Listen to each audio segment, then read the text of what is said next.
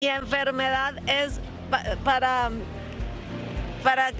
que la revise la NASA. Hace unos meses, señores, causó una gran conmoción el estado de salud de Yolanda Andrade.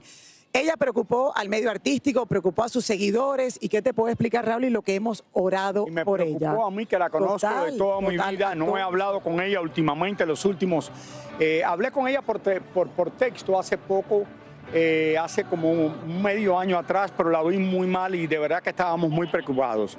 ¿Y cómo está afrontando sus problemas de salud? Vamos a ver esta historia. Ayer se celebró una misa en México en memoria de la señora Silvia Pinal y fue una sorpresa la llegada de Yolanda Andrade. La vimos notablemente mejor, con ánimo insuperable, optimista y con ganas de platicar. Primero nos habló de su tiempo de recuperación en Tulum. Me encantó haber estado en Tulum.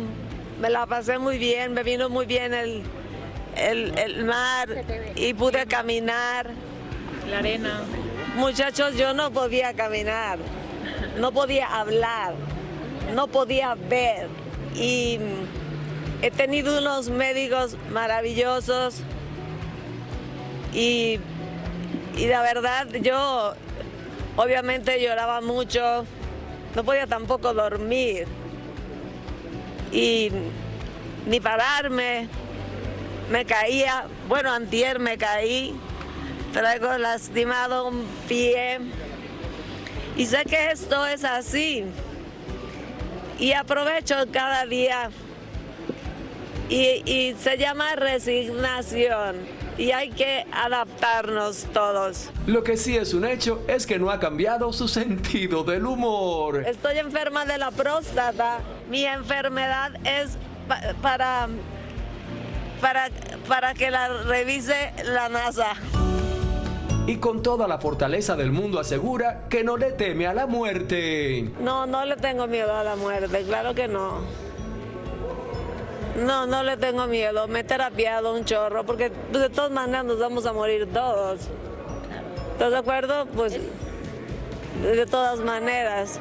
Y luego decía, no sé cómo me voy a morir, eso es lo que... Pero como ya me dijeron cómo, entonces ya no le tengo miedo, ya la veo venir y ya es mejor disfrutarla.